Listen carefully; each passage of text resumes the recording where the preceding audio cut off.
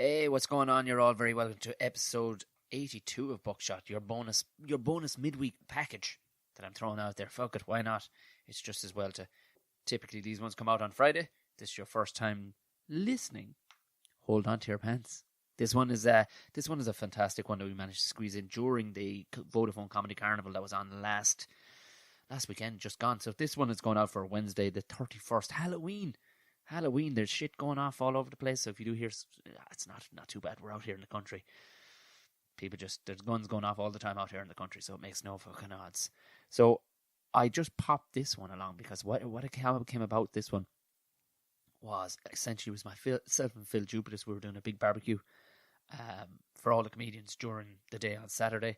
I tried to actually sit down and find some time to squeeze it in because he had 2 or 3 gigs even on that day. So we just quite literally took the Zoom, not this setup that we have here. We sat down with the Zoom and in the corner of the restaurant, essentially. Which, by the way, I explained on Mondays or Tuesdays Ramble Pod that essentially it had been going lovely. It had sat down, it was looking lovely. And ironically, this gang of fuckos who were vegans, and I know for a fact they were vegans, decided to sit. They could have sat anywhere else in the whole place, and they were asked to keep it down and everything, but they just got noisier and noisier. And about 20 minutes in, you'll hear how fucking noisy. And I've tried to edit them out as much as possible, and you can totally hear myself and Phil having a good old conversation, but you can still hear these guys in the background. So I apologize especially for people who are going to listen on their headphones. If you can tune it in on Bluetooth to your radio in the car or whatever, or through whatever way you can listen to it. It may kind of blow the ears off you a small bit, but trying to pull them fuckers out of the background was tricky. Also, I just want to point out and say thank you to all the Patreon people. More Patreons jumped on board this weekend, and to some of the stuff I've gotten pictures sent to me from some of the stuff that has been bought from the Tea Republic shop. Same chap, Cullum, what an absolute fucking legend. He messaged me, he was going, I was kind of drunk on the bus or the train in Munich, and I just decided to fucking buy a bunch of stuff. So, hats off to you, brother. He bought some of the best looking apparel, if I might say so, out there through the Tea Republic shop. It all helps towards the podcast. It's all good stuff. We've recorded another one today in the Laughter Lounge, which went out live for the most part. If anybody follows the Laughter Lounge, it went out live streaming today. But it will be up on Friday. But for now, we have the fantastic Phil Jupitus. If you maybe too youthful to know of Phil Jupitus, you'll have known who Phil Jupitus is anyway. If you've ever watched British comedy whatsoever, he's the voiceover for a lot of stuff on Dave. He's one of the team captains that's been pretty much there forever on Never Mind the Buzzcocks. The Buzzcocks, never mind the Buzzcocks. He's been on QI and ton of other stuff like Mike Bassett. He was in the football movie. And just a ton of other stuff, but a man who loves his food, and essentially that's what we just decided to talk about. We said, fuck it, it's very easy to Wikipedia Phil Jupitus, but like we had sat down and we talked about, we could have talked about for 10 hours about the grub situation because we'd gone for breakfast a couple of days previous and just meandered through the fields of talking about amazing puddings, amazing black and white puddings throughout the countryside. But this one it was a rapid fire one. We got in there while we could and while we had time between. We could take a breath. He did an amazing cowboy beans, and I did some ribs and stuff like that. And by the time we'd everybody fed, we got about a half an hour to sit down together, and that's essentially what we got to do. So I would ask you to please excuse the shower of fucks in the background. About 10-15 minutes in, it just get louder and louder. And I know what they're doing. They're fucking vegans, and they are vegans because if anybody didn't listen to the Ramble Pod and this is your first time listening. They were a couple of vegans that came out to the barbecue and actually asked, with faces on them, so there's nothing other than, because Phil's beans that he made from scratch were actually vegan friendly, and they had a hump on them over that. This is a free fucking barbecue that we're coming to. You're not going to get me rocking up to your vegan fucking joint and go, hey, where's the fucking T-bones? And have a fucking face on me because of it. I'm going to take your hummus and I'm going to say thank you very much because it's free, and I'm going to walk the fuck away. But just obnoxiously loud at lunchtime. This is essentially half 1, 2 o'clock. It was a quiet enough venue to start with. Just the music happened to be on the background, but we found a quiet corner. But these motherfuckers just got louder and louder. But aside from that, We leaned into the microphone. We had a good old chat. And you could totally hear us, but just there won't be the cleanliness you're normally used to when listening to podcasts. So, do you know what? For now, please enjoy the bonus episode with the absolutely amazing Phil Jupitus.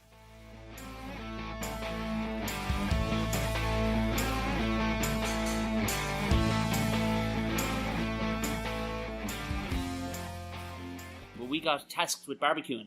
And you said like... It's very generous of you, Tom, to say we were tasked with barbecuing. You were tasked with barbecuing. I was asked to come up with one side dish. Having never worked in a catering kitchen before, being upstairs, in the actual kitchen here at Massimo in Galway, getting in the way of professional chefs while they're trying to make brunch for people. One of the most terrifying atmosphere places I've ever been in, and I'm a stand-up comedian. So it's just, I had to... I just in my head do maths for making something that I make at home, just with a couple of tins of butter beans and a tin of chopped beans and an onion and that, and then you just in your head have to go, right, that's for me, and it lasts for 4 days. How do you make that for 50 people? And then in your head you just do the maths. And you go, and then you start wondering, well, if you cook like a dozen onions instead of one, yes, is there a chemical difference that takes place with that quantity? Does it get too oniony is what you're thinking? Well, no, it's not so much that, but is there a difference? Exponentially, Yeah, if you cooked, yeah, I'm with you. if you cooked, like if a ton of onions in a matching proper amount of oil, is it the same as when I cook one onion in a tablespoon of oil? I never thought about that. That's actually. But does something different happen? I would think it does. Like if you were to work it from a maths point of view. Also, I walked up to. Hence why I did all my prep outside, because I walked up and there was death metal playing. From the chef was playing death metal. Exactly. And Yeah. I said, I'm going to leave Phil to this stressful situation. Exactly. All right. I won't be ready. But bless them, they actually did let me put my own playlist on straight away. Karen Healy, who's runs Massimo here, she was like, you can put your own music on. And so I alienated the chefs. But I was down in a corner room. It's quite all right. I managed to get it all done with minimal fuss, Didn't upset Linton too much. So, yeah, we're all right. We're good. We're grand. People seem to be enjoying the grub outside there, though. Your beans are going down Well, I think beans as a dish with, pork and beans, it's a traditional sort of working class fare, isn't it? And much as though in Ireland it's variations on pork and potato. Yeah. I think the bean as a protein carbohydrate, it's a good one. Yeah. And also, it's something nice for your vegetarians when they come to a barbecue. Absolutely. If you've got a good vegetarian side. And if you're making a barbecue, always with your sides, particularly, it's very tempting if you're making your own baked bean to put lardons in it, or at least to use a ham stock to give it a little bit of savour. But no, use a vegetable stock. They're really, really good. You can bolster that with, you bolster that. The maple syrup brings the sweetness to it as well, with a little bit of cut with the balsamic, It's taken me like 2 years to get those beans nailed. Right. And then when you get that recipe set, then you just make that again and again. Same with the ribs. It's taken me about 2 years to get them where they're supposed to be. I think that you do have to really... Oh, yeah. Similar things that I make at home. Something I make regularly is kedgeree.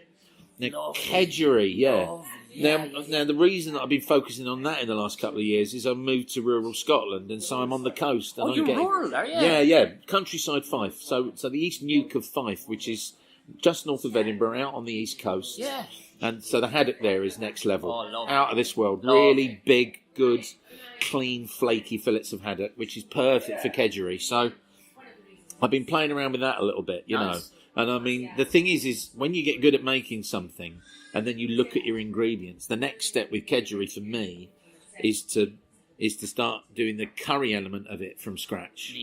So garam masala and cumin, and rather than just curry powder. Yeah. So going even further back and seeing, because then that's the subtleties and variations that you can get when you're cooking, But that was what I did. Use like the rub you saw there. It's in like an old rock salt bottle. But that rub, I broke the whole thing down, starting all the way back from, I basically kind of copied harissa. I kind of did my own little thing. Well, the thing is when I was looking at the beans, and I was like, right, how can I make my own beans? What's in beans? I've got a tin, and I just looked on the side at the ingredients, and you go, paprika, right, that's, tomato paste, tomatoes, salt, all right. And then you use those as your starting point, make a batch. And it's only, something that lasts for a day. You never make anything that horrible that it's inedible. You make something that's disappointing tops. Yeah. I mean, that's a really valid point. Once in every 10 disappointing things, it'll be borderline inedible. Yeah. You know, it'd be so weird. I remember one time, what did I make? I thought that would be I made a hummus, right? I really like hummus, and I like the way that you can, once you've got your chickpeas and you mince them up, chuck a flavour item in, you know, obviously. And I'm thinking, you know, fragrance and garlic is good with hummus, and beetroot goes surprisingly well with hummus. And, Does it? And sun-dried tomatoes, if you whack, you know, about 100 grams of sun-dried tomatoes in with a batch of hummus and then leave it to pulse in the food processor for about 10 minutes, you know, you get a lovely smooth tomatoey hummus. And so I thought, I know what I'll give a go. Pickled onions. Because I was thinking, it was absolutely fucking vile. I mean, one of the most horrible things I've ever eaten in my life. It was just like, what the hell is this that I've done? Now, that's the last thing that I, you know... And but in my defence, I did not throw it out, but I didn't enjoy finishing it. I'm going to be honest with you. But yeah, it took a long while to finish. Whereas most things, you know, that's it. I mean, with cooking, particularly as you learn more what works well, you know. And did you come, was there somebody in your family was a cook or whatever? Well, I suppose that I just grew up in a catering atmosphere because I grew up in a pub. So my grandfather was a publican, and so my mum. There was always catering going on at places I worked. My aunt was in the pub trade as well, so I used to stay with my aunt in the summer. So I'm used to seeing catering kitchens, big pots, the smell of cooking every day. But cooking as a job, not as that 3 times a day thing that your mum does, and then you just eat. You're seeing cooking happen as a professional thing. And, you know, my uncle's a chef. My cousin was a chef. I've had people in the trade. My mum, when she cooked at home, because she learnt in a catering atmosphere, we always had too much food because she cooked with a catering brain. Right. So there's always leftovers. Yes. Because the way she cooked. It wasn't until she limited herself to... she used to cook a lot of things for us in bowls, pre-mixed bowls, so could never get bigger than the bowl. And I think that was the way she learnt. So when she made us a shepherd's pie, it was always... She called them bear bowls, and she always made them in the same size bowl. So... You know, that was how she limited herself. Right, but if she ever went free form with cooking, pasties, pies, no stopping her. Because especially with pasties. So she'd go, I want to make some pasties. And so there was 5 of us in the family. So rather than making 10 pasties in case you want another one, she'd make 30. And I wonder that I'm the size I am, you know. My mother was a chef too growing up. So it was there was... It does... And I never wanted to go in and be a chef because I could see myself being a complete lunatic in the kitchen, you know, shouting and roaring. Like I was tiptoeing, asking that chap upstairs, could I borrow a knife? Because at any point I was expecting him to go, would you fuck? He was very, very polite. Yeah, I'm very, more so than any other profession, I am aware of the work and industry going on because it's the time concern with cooking that you're aware of. The fact that they've got things to deliver and also they've got a rhythm to how they work. Yeah. And it's literally like you are a spare body. It's like for us as people that like cooking and in our own space is fine, but it's like you've arrived in a ballet. Yeah. And you don't want to be in the way of the ballet. You jump in with your boots on. Exactly. You're very aware that these people have got a rhythm and a place they need to be and a speed they work at. Yeah. And you are an obstacle. You know, you're an unexpected... you're an unexpected fence on a flat race. That's exactly what I expect. I came in. I even walked in sideways into the kitchen, going, "Hello." Could I? And I was, trying. And in fairness to the guy, he was just so polite. Yeah. So I suppose we were chatting outside. We don't have a ton of time together, but we had a challenge. We put it about 5 dishes from 5 different countries. Stuck in your brain. So do you want to go first? So the first I'm going to go with was a paella that I had you said it correctly in Boston, on Commonwealth Avenue in Boston. Yes. The restaurant is no longer... I lived just off it for 3 months. It's no longer there, the restaurant. But it was... what I remember about it was a chicken and prawn. There was chicken and prawn. There was no red meat in it. But I remember as I ate it, I could pick out things like star anise, like separately. Right. When it's the first time I had a meal that was so beautifully perfect that each individual ingredient was not subsumed by the flavours of the others. It's like a chemist put it together correctly. It was, it was frighteningly precise. And I remember, could I please see, the first time I've ever asked to see a chef, could you ask the chef to come out, please? And they were like, what? Could you ask the chef to come out, please? And I'm like, I'm sorry, I needed to tell you that this is probably the greatest thing I've ever eaten. And I just wanted to meet you. And it was an Asian girl. Really? And she was, I think, Korean, South Korean, but had lived in America for some time. And I can't remember the name. I'm terrible that I can't remember the name of the restaurant, but it's gone now anyway. Because next time I went back to Boston, I go, I'm going to go there and I'm going to have that again. But then here's another thing I would heartily recommend. If you have an amazing meal at a restaurant, be very careful about going back, Yeah. Because how often when you go back to a restaurant where you've had an amazing meal, are you disappointed? Yes. Yeah. It's so difficult, because an amazing meal, we are talking about lightning striking. Yeah. You're so right. Because it's that moment, it's the newness, it's a place you've never been before, it's the surprise of the environment, Yeah. And so I remember we had that with like a Chablis. The chicken was cooked perfectly, and chicken, particularly breast, it's a moody meat. Unbelievable. That difference between flaky and it being rubbery and just ill thought of. Yeah. When you talk to the lads who are in the Indian restaurants in the UK, Hardeep Singh Kohli, who's a lad who's a presenter and comedian in the UK, whose family were Sikhs and all in the catering trade. Right. He went, you know what happens at Indian restaurants in the UK, don't you? And he goes, what? He goes, well, you've got your sauces, okay, all your different sauces, okay, and they're varying different levels of spice. It is all the same sauce, and what you order, they just add chili to make it the right heat. Okay. And then if it's a dupiaza, then they add chili and onions. And if it's a Rogan Josh, they add onions and tomatoes. Right. And and if it's a Madras, then it's a whole tablespoon of chili powder. And so they literally have a base sauce that they adapt, bearing in mind what you've ordered. And the chicken is sat in stock, boiling all night, and then they just put that in with the sauce. Okay. So it's not been cooked in with the sauce. Yeah. He said, but that's speed catering in Indian restaurants. That's why it comes so quickly as well. Yeah. And so he said, when you find an Indian restaurant and it takes 20 minutes for your food to come, then you're all right. Or if it's a place that has got not many items on the menu.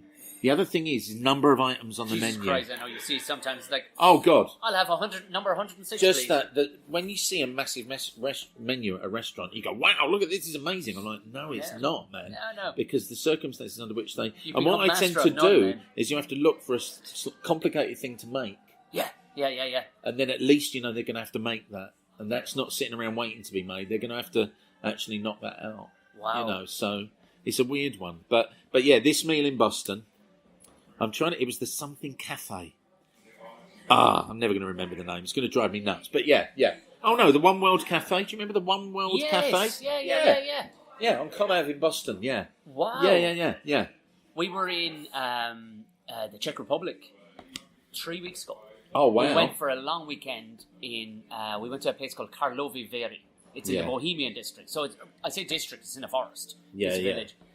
They call it a city. It was really only a big town. Yeah. But the reason why I was convinced Natasha had said, let's go, was the hotel we stayed in, Casino Royale, was shot there. And I went to say no more. I'm in. So we went, and I had a notion. I said, in the forest, I said, it's quite close to Austria and Germany. I said, they may have a bit of game. Yeah. I couldn't have been more correct. Yeah. It was wall-to-wall game. Oh, wow. And nothing farmed, everything. So, night one, talk about knocking it out of the park.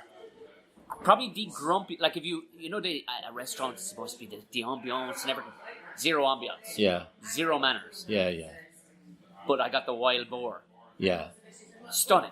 Yeah. The rest of the restaurant just fell away. It was just, all right, so you don't actually have to have any decorum whatsoever, you people. This is just your food's that... Like, the guy threw the plate at me very much. He was like, nah. Just threw it at me. But it was out of this world. Yeah. They were all, like, I then, when I told him how nice it was, he then kind of softened a bit, and he said, I said, are they wild shot? He goes, oh yes, yeah. He says, and you're in season now at the minute too. He says, they would have all been eating fallen acorns in the last 2 months. Yeah. He says, hence why, he says, there's a nutty taste. Because I could get a nutty taste of it. I had him leave the sauce to the side. It was like a juniper sauce. He left it to the side. Yeah. My good Lord. It was gorgeous. Yeah. But he was saying it like it was regular. But this is it. Regular drop to them. It's when you... I mean, so moving on to my second choice now. I was appearing in Spamalot, and we were doing a tour, a UK and European tour, basically, because we did Dublin, we did the Burgos, but we also did a week in Trieste, in northern Italy. Oh, yes, yeah. So Trieste, for those of you that don't know your geography, and you imagine Italy as a boot, and you're looking at it, think of Italy now, listeners, and it's a boot. The very top right-hand side of the boot, where the very northeastern tip of Italy meets the Balkans. Meets. So what you've got there is you've got two cultures meeting together. You've got Italian cuisine meets not so much like yourself. You know, the stew, the heavier, the kind of more insistent, rich, peasant flavours of Balkan cuisine. So you've got these two things rubbing together. And so in Trieste, if you have gnocchi in Trieste, right? So they do it. I went to a restaurant again. The name of it I can't remember. It was a back street, and literally in Italy, I found this thing where when I walk around Italy, I found it nearly impossible to find bad food in Italy. Right. I mean, you go into a place, and I almost became a game. I'm going to try and find average crap food in Italy, and it became impossible. Because they've always got something, and you have the most simple things. They make simple things well. Yeah. Now, this restaurant I went into, it was sort of like a lunchtime audience. It's near the commercial district, so people in suits and just people coming in having their lunch from work. And I went in there, and I like gnocchi. I ordered the gnocchi. It arrives. It's 2 dumplings the size of my fist and a lump of beef in a gravy. That's it. Yeah, and that's the gnocchi. And I know we think of gnocchi as those loads and loads of little. No, 2 large dumplings. And the texture and flavour of those dumplings with the beef, which was in like a ragu sauce, but it was like a very flaky, crumbly lump of rib, like rib beef. Yeah. And it was just absolutely incredible. Wow. But that talk about the two cultures mixing, you know, we've got the goulash culture meets the ragu culture, and they collide together at that point. So what you've got, that's the interesting thing there, is that the two different places meet. And it's just the fact that I found it by accident. And I remember sitting there again and just going, this is just the most unbelievable meal.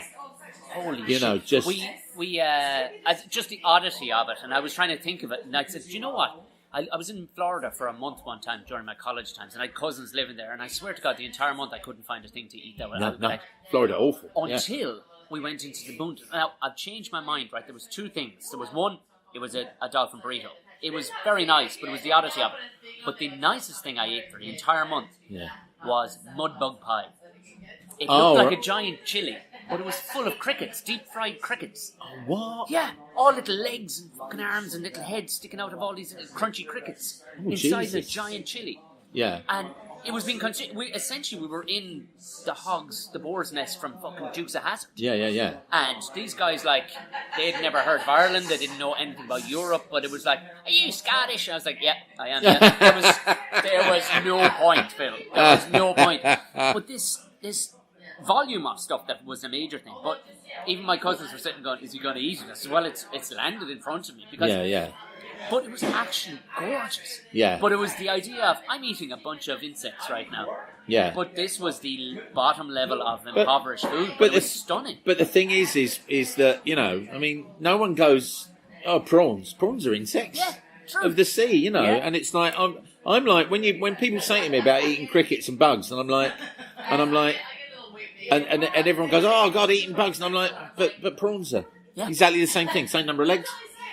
Hard shells, soft inner bodies. Yeah. What the hell, you know? So something weirdly I'd always wanted to try and never had was a land-based kind of, you know, bug thing. I suppose you're pressed for time because you got another one of these. So but we can bear with it. We're sort of all right. We've got like a few minutes. I know, I'm kind of worried. But you know what? We'll get one more out of each of us. So we'll do 3. So what's your third? Okay, if we're going to do 3 then. So, and I just have to do this because it's the excess of it, really. My daughter went to University of Kent, and she did a course in anthropology, 4-year course, 1 year of which was a year abroad. Yeah. And she chose to spend her year abroad in Japan. Right. And so she studied at Musashi University in Tokyo. And so myself and the missus went out to visit her. Yeah. A couple of times. We went out with the family for Christmas and New Year, which was mad and wild. I mean, if you ever get the chance to go to Japan, the sort of place that you want to eat, my friends, is an izakaya. Izakaya. An izakaya. Now, that is a restaurant and bar. Izakaya is a restaurant / bars where you pay for the amount of time you're in there. That's how you get charged. Wow. And so you pay for the time you're in there, and in the time you're in there, you pay for an hour or 2 hours, and during that time, you can drink as much as you can. I love that. That's exactly how I was thinking. And then, you can drink as much as you can. This is it, in those 2 hours. And how much beer can I squeeze into myself? And so it's a way of they know they're going to get the table back. Yeah. And and then the other thing is that the food is more like sort of little bar food, and you order it on top. So that's interesting. That's interesting. Yeah. So that's just a little tip for people who are going to eat in Japan. Do try an izakaya, because I know you'll be thinking, we're going to have sushi. That idea of eating somewhere where you don't speak the language of any of the staff or any of the regulars. I did go to a sushi restaurant at Shibuya, and that was pretty. That was literally pointing at things as people ordered them, and then going, just holding 2 fingers up to the guy and nodding. And you go, and then he'd give you some, But mad tentacles and mad shit. But the best meal I ever had in Japan, I stayed at the Park Hyatt in Tokyo, which is the hotel that Bill Murray stays in Lost in Translation. Like yourself, bit of a nut for staying somewhere where a film was made. And in the Park Hyatt in Tokyo, there is the New York Grill. Now, they've got a regular, very, very posh restaurant, the name of which eludes me. But there's a much simpler sort of, not a diner, but like a grill restaurant called the New York Grill. And I went there. We booked tables. Myself, my wife, my daughter. We went in. We sat down there, and I'm looking at the menu, and they have a Kobe beef steak. Nice. Right on the menu, and I looked at the price, and then I looked at my wife. And I went, yeah, I'm going to have this. So we are talking about, I'd say it's a 6 to 8 ounce steak. Okay. Fillet. Yeah. And it was 150 quid. Jesus Christ, did you get the trailer it came in? 150 quid. The chips, which were duck fat chips, were 20 quid for the chips. Jesus. Yeah. So 150 quid for the steak, 20 quid for the chips. And I kind of just ordered it. I did get a glass of, I got the sommelier over, and I went, if I can be very honest with you, I don't know anything about wine, and I'm sure people say this to you often, but I'm not one of those people that gets embarrassed about being, I say, I have ordered your Kobe steak, and I wonder if you have a glass of red that you could possibly recommend for this. And he went, I'll bring you a glass, it'll be perfect for it. So, and it was about 20 quid for the glass of wine, but it was absolutely perfect. And I'm not joking now, that is the best beef I've ever eaten. I mean, without question. I get excited by the notion of that.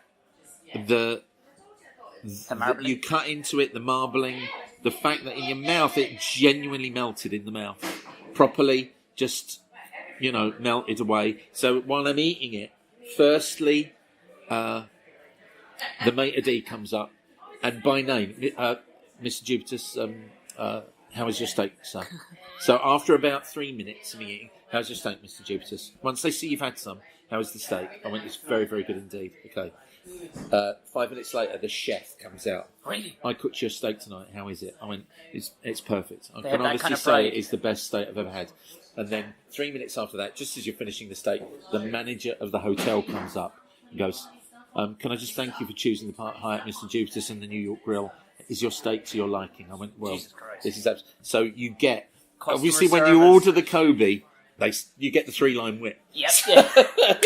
So they all come. So genuinely, that's the most perfect steak I've ever had. And I kind of, because I don't eat a lot of red meat. Yeah. And I was on holiday and I thought, this is mad. This is like proper splurging, on something insane. 170 quid for steak and chips. But I can say hand on heart. And it's not just me on the head going because I paid that. I'm telling myself it was good. Yeah. It was genuinely. And I've been to other steak restaurants since. Yeah. And ordered their expensive cuts. And nowhere near as much as that. Still nothing to touch it. Ever. I won't forget that flavour but more than that, the texture. Yes. Exactly that. To it. Exactly that. Your last one? My last one, and it came as a surprise because I allowed my wife to order for me. I said, you ordered. Yeah. You ordered. We were in Barcelona. And she quite literally was throwing a dart at the dartboard kind of thing. Yeah. And it was a dingy little, we went off-piste, and it was just this dingy little calf. Yeah. Which is the best, I say best place, but who knows? But it was squid cooked in its own ink with spuds. Mashed spuds. As simple as that. Yeah. And that's exactly what it came out like. Yeah. But, when something kind of gives you a little kick, about 5 seconds, you're like, oh, you did something else there. Yeah. And I asked the chef, I asked the waiter, he's fantastic. And again, he was like, well, and he quite literally was able to tell me where they sourced their peppercorns. Oh, wow. Yeah, he was like, well, what you need to do, where we go, they sort down to, they went 5 miles outside the city to where there's a little village. And that's where they source most of their spices. And I'm like, but there's quite literally amazing. He goes, no. He says, that's where everybody else goes. He says, trust me. Down to the tiny things. But it was the pepper was the hint of pepper that was kicking me out, which has never been something that stood out to me before. Yeah. It was almost like the star anise you were talking about. Yeah. Even the potatoes, as an Irish bloke, the potatoes were on the money. Yeah. They were just perfect. Yeah. And like that, it was, and the notion of it being cooked in its own ink, a bit of an odd one, but it's what it's done. It's when you go, it's faith in what people do and they know what they're doing. Exactly. It's like there's a really good restaurant in Edinburgh called The Dogs. It's a great name for a restaurant. Yeah. Which, it's in town. And David, who works at The Dogs, in the kitchen there, and I'm, just because I go there so much, him, and he always says hello. David, when I go to The Dogs, and the waitress comes up and goes, would you like to see a menu? I went, no, could you tell David that Phil Jupitus is here and would like some lunch? And a starter and a main course, I won't have afters. That's it. And she went, what? She went, David will just give me something that I'll like. I know he will. And so I never know what I'm getting. I love that. And so David it's always brilliant. And I have stuff I'd never order. And it's just stuff that he likes, that he's made, even if he just, oh God, I'll just give him the special. Whatever, I don't care. It's still, but I like that. You're going around a friend's house. Yeah. Or you're going to your if you know just, someone well enough where you can go, pick something for me. Brilliant. And when you've got a relationship like that with a place that you go a lot, And the other thing that I quite like is a restaurant. There's a restaurant in London. I can't remember the name of it. Not Skinner's, something like that. But you go there, and they're cooking what they're cooking that day. Love it. There's a dinner, a dessert, a starter. We used to live beside an old pub like that. And we went in one time, and it was. I said, they were our landlords. Lived in, and the guy quite literally, and it was amazing. He went, I said, so we're just going to have a spot of lunch. He went. Now, I was expecting menus to be, he just went, oh, Brent, sit down there, and I'll drop it down to you. But there was no halfway option. We had to eat 4 courses. Yeah. And, this old lady who was, she wasn't the height of the table, walked out holding the 2 plates over her head each time. And everything, it was baked pork chop, but baked to perfection. Yeah. It was just and the whole thing came to 12 quid each. But but when you looked around, it was all working quarry blokes and stuff, and these guys needed carbs. But it was when he just went, I'll drop it down to you. Yeah. There was a great restaurant we went to near the Vatican once. And me and my missus and the girls, we took the girls to Rome just to visit. And it's around the back of the Vatican, this restaurant. And it's weird. If you can look it up, if you Google it, there is a restaurant in Rome. The waiting staff of whom are all ex-Italian rugby internationals. No. Yeah. These big meaty lads come up to your table. And and they go up and they say it's meat or fish. Right. That's your choice, meat or fish. And you go, oh, what's the fish? And they go, well, it's you know, it's like a sea bream, and the meat, hare. My daughter had hare, you know. Right. And it was lovely. She'd never. She's a really picky eater. Would only ever eat like bread, cheese, rice, you know. And then she went, all right, now I'll try the hare, and she absolutely loved it. Great. So it's that, you know, yeah. Phil Jupitus. Wish we had more time. I know, me too, man. I know. If there's anything I like talking about, it's food. It's grub. That's all we do. We talk about grub. Thank you very, very much for your time, though, brother. Nice one. And there you have it, the absolutely legendary man himself, Phil Jupitus. Again, I can only apologise about the motherfuckers in the background, but I would try to clean it up as best I could. You know what? Thank you very, very much for listening. If it is your first time listening, you haven't hit subscribe, please hit subscribe. They're all good crack, and there's loads of them in the back catalogue to go to. Also, to anybody who's on the Patreon, or thank you very, very much. Anybody who's thinking about joining on the Patreon, you can join for a one-time only and chuck in some euros, just dollars really, to actually just help the podcast chug along. There is, of course, exclusive content to any and all Patreons who actually, and only 2 Patreons if you do actually sign up to the services, and there'll be more coming your way too. But as for now, you get exclusive offers from the back catalogue of the Tom and Jerry show. So there's that, and also I will be doing an extra long ramble pod this one will be coming in around the Christmas, and from then on it'll be an extra long ramble pod, but exclusively only to Patreons, because you gotta wet those people's beak. You gotta wet their beak with something. If you are listening on Apple Podcasts, please don't forget to hit us a good rating.